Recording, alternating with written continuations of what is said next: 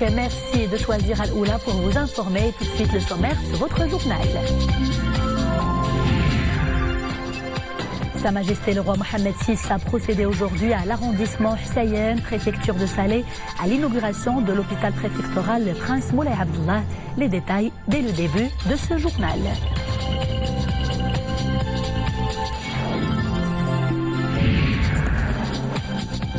Également au menu de ce journal, un reportage sur l'ambitieux programme de réhabilitation des monuments historiques emblématiques de l'ancienne Médina de Fès.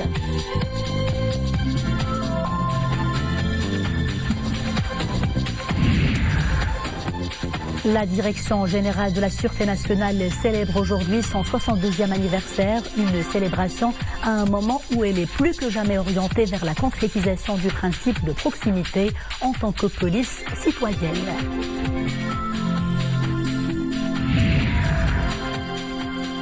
Dans ce journal, nous irons également à Tata pour parler de la richesse de ses sites archéologiques et de ses gravures rupestres antiques. C'est à suivre en fin de journal. Je vous le disais en titre, Sa Majesté le roi Mohamed VI a procédé aujourd'hui à l'arrondissement Hussein, préfecture de Salé, à l'inauguration de l'hôpital préfectoral Prince Moulay Abdallah, un établissement d'une capacité d'accueil de 250 lits, coût d'investissement 312 millions de dirhams. Mohamed El-Shkar. La nouvelle structure hospitalière, inaugurée par Sa Majesté le roi Mohamed VI, desservira une population de plus d'1 million d'habitants. Elle permettra d'assurer davantage de complémentarité dans la carte sanitaire au niveau de la région Rabat-Salé-Kénitra, tout en favorisant le désengorgement du centre hospitalier universitaire Ibn Sina de Rabat, pépinière de compétences et structure de recherche médicale de dimension nationale. À forte portée sociale, le projet traduit l'intérêt particulier qu'accorde Sa Majesté le roi au secteur de la santé, à travers notamment le développement des infrastructures hospitalières, le renforcement des services de santé de base et le rapprochement des citoyens.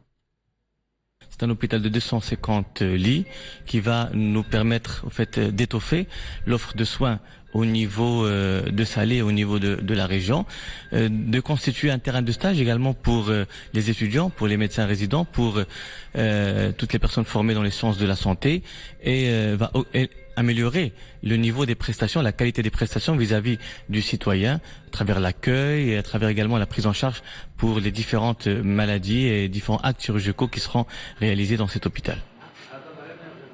Construit sur un terrain de 3,7 hectares, le nouvel hôpital préfectoral Prince Moulay Abdallah, doté d'équipements à la pointe de la technologie, contribue ainsi au rapprochement des services de santé de base des citoyens qui n'ont désormais plus besoin de se déplacer à Rabat pour des chirurgies compliquées ou certaines pathologies difficiles. C'est un hôpital qui va offrir des spécialités aux alentours de 22 spécialités et il va faire le lien entre les hôpitaux locaux et le CHU de Rabat Salé. Il va participer à soulager le décongestionnement et les grands délais de rendez-vous que connaissent notre CHU. C'est un hôpital qui a coûté 333 millions de dirhams, et dont 200 millions pour la construction et 110 pour les équipements. Il est, comme vous l'avez vu, il est équipé par la dernière génération de tous les équipements qui existent actuellement sur le marché. Le nouvel hôpital comporte un département médico-technique avec unité d'imagerie médicale, unité de biologie médicale, unité de réanimation. Elle comporte également un service des urgences, une banque de sang, un hôpital du jour ainsi qu'un département mère-enfant abritant des unités de gynécologie, obstétrique et de pédiatrie. L'hôpital préfectoral Prince Moulay Abdallah comprend également des départements de chirurgie, de traumato-orthopédie, neurologie, d'ophtalmologie ORL, stomato, des unités de néphrologie, hémodialyse et de diagnostic polyvalent, en plus d'un hélico, des guichets Ramed, CNOPS et CNSS et d'autres dépendances administratives et techniques. À cette occasion, Sa Majesté le roi Mohamed VI a posé pour une photo souvenir avec le staff médical, paramédical, technique et administratif de l'hôpital préfectoral Prince Moulay Abdallah de Salé. Le nouvel hôpital est situé à l'arrondissement Hussein. Il sera desservi par la ligne 2 du tramway de Rabat Saleh, dont le projet d'extension est en cours de réalisation.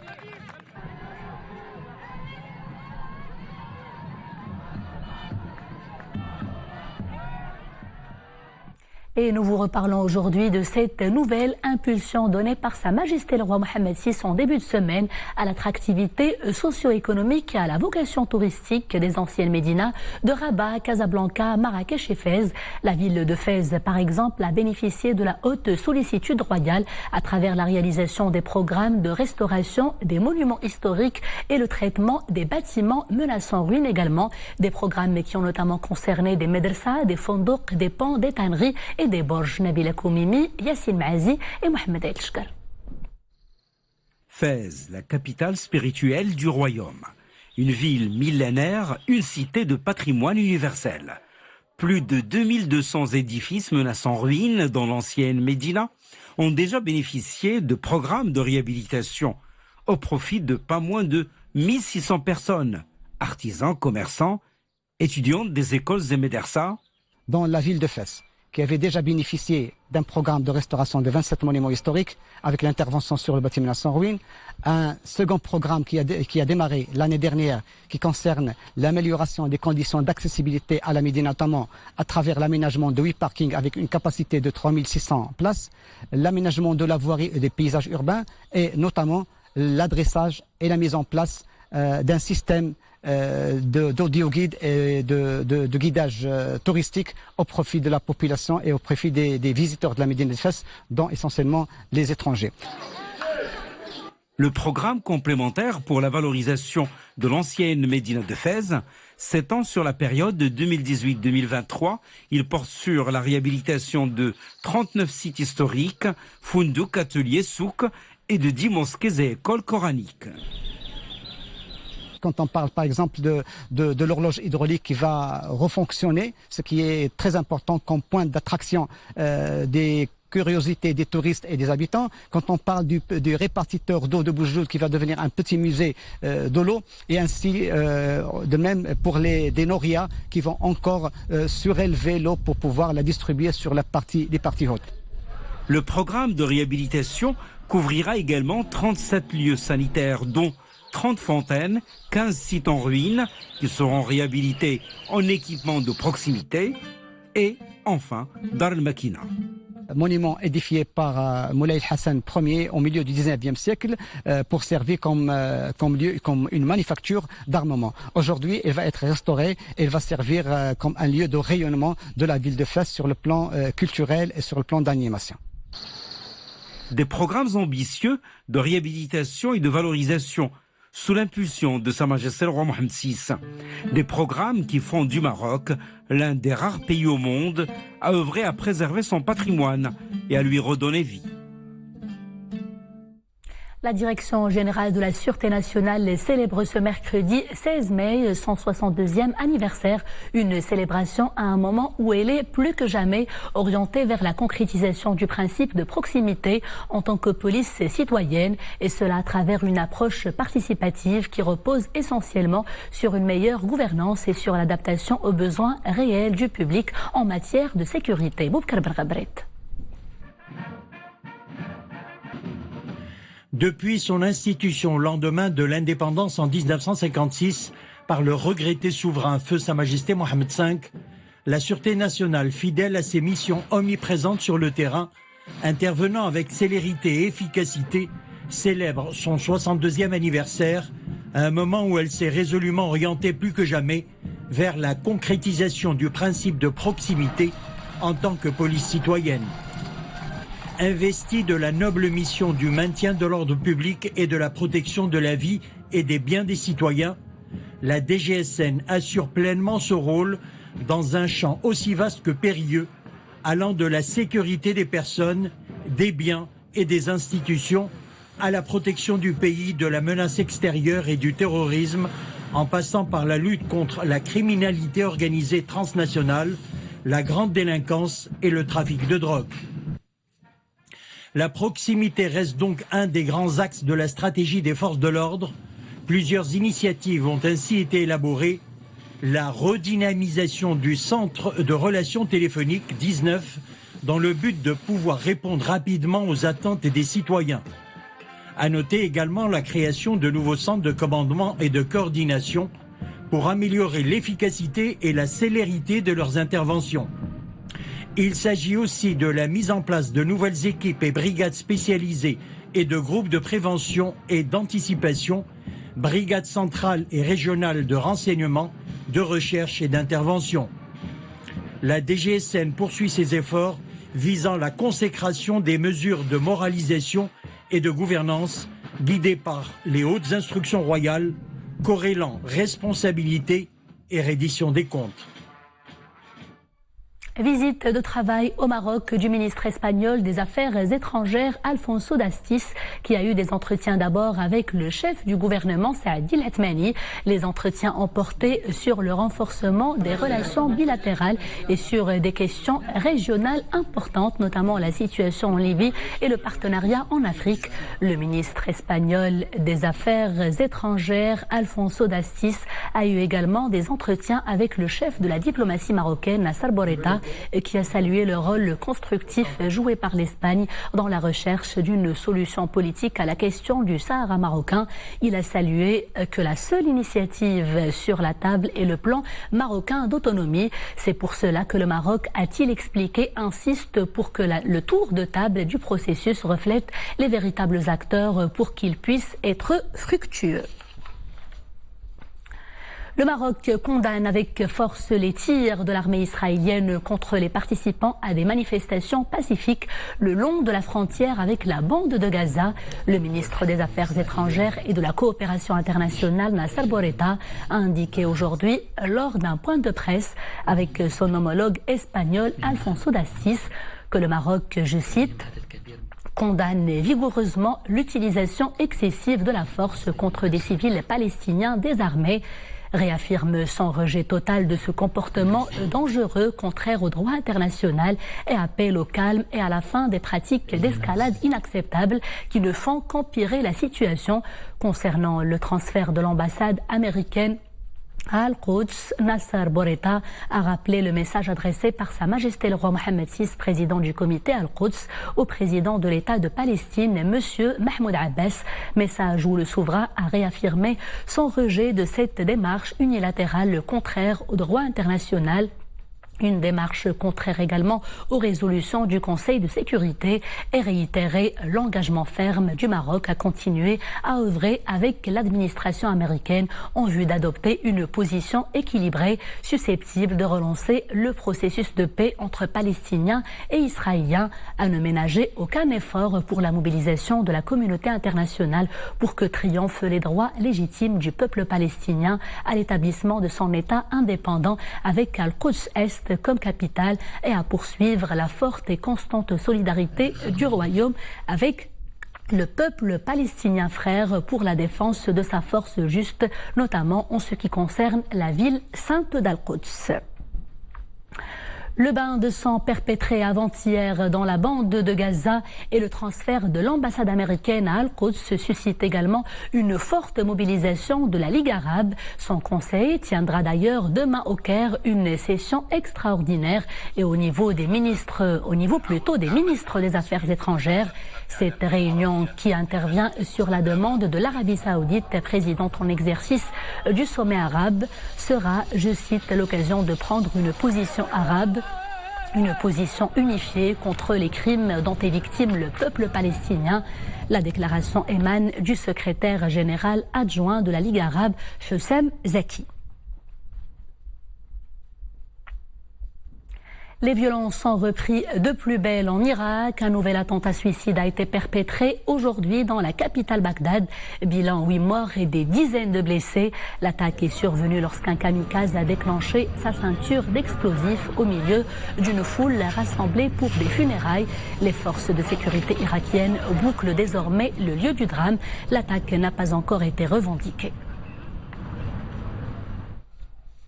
Beaucoup de pays d'Afrique plutôt de l'Ouest ont débuté le mois sacré du Ramadan ce mercredi 16 mai, notamment le Mali, la Côte d'Ivoire et le Sénégal également. En Turquie également et aux États-Unis, le mois du Ramadan a été entamé. Et puis demain, le mois béni débutera en Arabie Saoudite, en Égypte, en Jordanie, au Liban, aux Émirats Arabes Unis et en Tunisie et en France également. Et sachez que les horaires de travail dans les administrations publiques et les activités locales seront adaptés au mois sacré de 9h à 15h du lundi au vendredi, avec des facilités qui seront accordées aux fonctionnaires et agents pour l'accomplissement de la prière de vendredi. Et à l'occasion de l'avènement du mois sacré de Ramadan, notez que l'ONCF adopte une nouvelle grille des horaires de train avec notamment une cadence quotidienne d'un départ toutes les 30 minutes entre Casaport et Rabat du lundi au vendredi de 6h35 à 18h15. Notez également ce changement d'horaire de nos rendez-vous d'information sur Al-Oula. Pendant le mois sacré du Ramadan, les JT en français et en espagnol seront diffusés à 13h. Les éditions en arabe et en amazigh à 16h30. La principale édition de la soirée à 21h30. Et le dernier bulletin d'information, ce sera aux alentours de minuit et demi.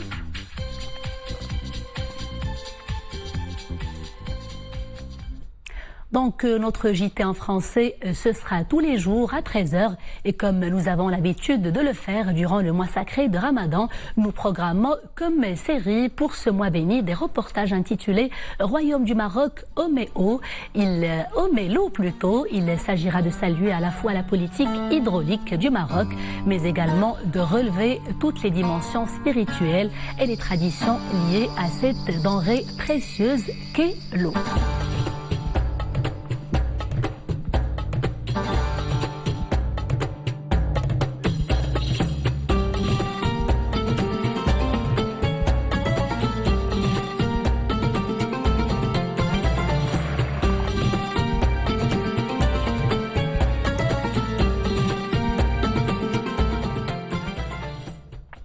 Direction à présent Meknès pour parler de la 3e édition de la journée culturelle des étudiants étrangers de l'ENSAM, l'École nationale supérieure d'arts et métiers, une plateforme d'échange pour parler des défis qui attendent les ingénieurs apprentis qui représentent majoritairement différents pays africains dans cette école publique marocaine et des pays avec lesquels le Maroc a signé des conventions de partenariat en matière d'enseignement. Abslam Kheloui et Monia Marouche pour le commentaire.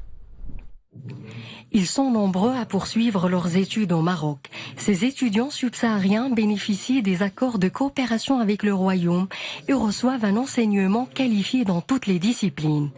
L'École nationale supérieure des arts et métiers de Meknès est l'un des établissements publics qui forment ces compétences subsahariennes. Nous avons parlé en quelque sorte de tout ce qui concerne les défis de l'ingénieur arts et métiers en Afrique. Dans ce sens, nous avons d'abord montré les potentialités de notre continent. De la formation, mais aussi de l'échange et du partage d'expériences entre ces ingénieurs marocains et subsahariens, et ce, au bénéfice du dynamisme de l'Afrique. Les ingénieurs subsahariens sont très ouverts sur les marchés africains. Nous discutons souvent de l'avenir de notre métier, notamment sur le plan continental. Le Maroc accueille dans ses établissements d'enseignement supérieur environ 18 000 étudiants subsahariens, dont 1 000 uniquement à l'université Moulay Ismaïl à Meknès. À présent, cette triste nouvelle, la disparition de notre consoeur Maria Latefi. Elle est décédée aujourd'hui à l'âge de 66 ans des suites d'une longue maladie.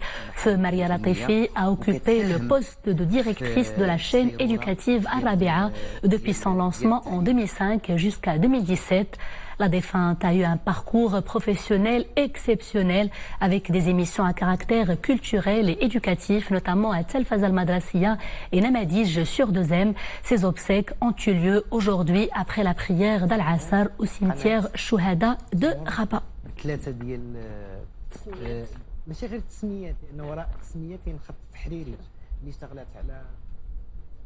Et c'est avec une grande tristesse que nous avons également appris le décès de la journaliste Hadda Abou. Elle a rendu l'âme hier suite à un long combat avec la maladie.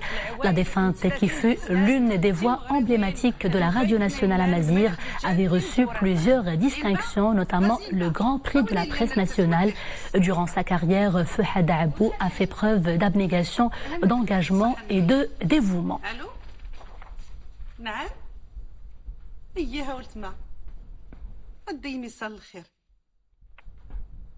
Sans transition, située dans la province de Tata, la localité de Aqqa est riche par ses sites archéologiques et ses gravures rupestres antiques. Ces dernières témoignent de la présence de l'homme depuis des milliers d'années. Ces sites forment la plus grande zone de regroupement rupestre du royaume. Ils offrent une variété et une diversité de gravures rupestres de toutes les différentes époques de cet art. Hassan Tabai, Hamza Sayeh et Zakaria Moqin Billah. Nous sommes à Tiwinziwin, un site archéologique de la localité d'Aqqa, dont la constitution géologique date de plus de 460 millions d'années. Ici, des gravures rupestres de plus de 10 000 ans reflètent différentes époques de cet art. La province de Tata regroupe une vaste zone de gravures rupestres sur 114 sites. Nous sommes maintenant sur le site qui illustre qu'il y avait une civilisation très ancienne de la préhistoire. Et le bon argument, ce sont les gravures rupestres et les roches fossilifères. Ces gravures rupestres qui sont illustrées par des éléphants, girafes, autruches, rhinocéros, gazelles, illustrent bien qu'il y avait une grande flore et une grande faune ici. Il y a 4 ans, l'espace de la mémoire historique, de la résistance et de la libération à Aqqa a été édifié. Un musée dédié à la préservation du patrimoine culturel local. Des outils lithiques et des ustensiles de cuisine anciens y sont exposés. Plusieurs outils lithiques sont exposés ici. Ils confirment la présence de l'homme dans la zone d'Aqqa depuis des milliers d'années. Les gravures rupestres et les outils lithiques étaient utilisés par l'être humain depuis l'Antiquité. Cela reflète les civilisations qui se sont succédées à Aqqa et dans la région de Dar'a. La localité d'Aqqa, riche de son patrimoine antique, accueille aussi des monuments historiques. Le minaret Hassan présente des ressemblances avec la tour Hassan de Rabat.